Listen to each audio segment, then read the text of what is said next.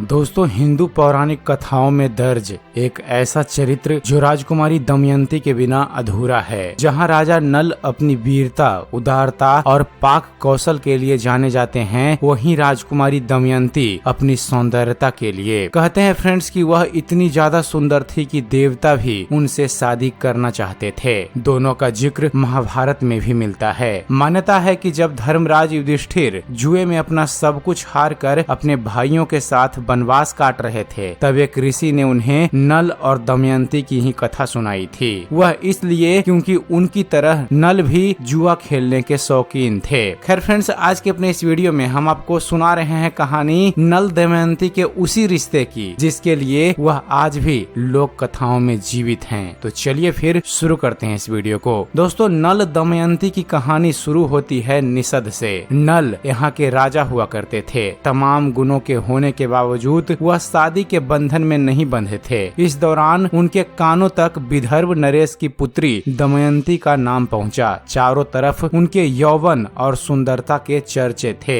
दूसरे तरफ विदर्भ के राजा नल के गुणों के किस्से आम थे। ऐसे में दोनों के मन में पारस्परिक आकर्षण लाजमी था, किंतु समस्या यह थी कि आखिर दोनों मिले कैसे। प्रचलित कथा की माने तो इसी सवाल के जवाब में एक दिन राजा नल अपने बगीचे में टहल रहे थे। तभी अचानक उन्हें एक हंस अच्छा लगा और उन्होंने उसे पकड़ लिया। हंस ने नल से निवेदन किया कि वह उसे छोड़ दें। इसके बदले वह राजकुमारी दमयंती के पास जाकर उनके गुणों का बखान करेगा। इससे दमयंती को पाने में उन्हें मदद मिल सकती है। चूँकि बात दमयंती तक अपने प्रेम संदेश को पहुँचाने की थी, इसलिए नल तुरंत मान गए। आगे उन्होंने बिल्कुल ऐसा ही किया। विदर्भ पहुँचने पर उन्होंने दमयंती को राजा नल के बारे में बताया। साथ ही उनका दिल खोलकर दमयंती के सामने रख दिया। यह सुनकर देवी दमयंती राजा नल के बारे में सोचने लगी। कहते हैं कि नल के लिए उनके अंदर आसक्ति इतनी बढ़ गई थी कि वह रात दिन उनका ही ध्यान करती रहती। इससे उनका स्वास्थ्य लगातार गिरता चला जा रहा था। यह देखकर उनके पिता चिंतित हुए। चिकित्सकों से सलाह मशवरा करने के बाद उन्होंने तय किया कि वह अपनी बेटी दमयंती की शादी करेंगे। जल्द ही दमयंती के पिता ने उनके लिए एक स्वयंवर का आयोजन किया। इसमें आसपास के सभी राजाओं को बुलावा भेजा गया। कहते हैं कि यह आमंत्रण पाकर देवराज इंद्र भी विदर्भ के लिए रवाना हो गए थे। यही नहीं, उन्होंने राजा नल से कहा था कि वह उनके दूत बनकर दमयंती के पास जाएं और कहें कि वह उनसे विवाह कर लें। बहरहाल अपना दिल दमयंती पर पहले ही हार चुके राजा नल कहाँ मानने वाले थे। उन्होंने इंद्र से कहा,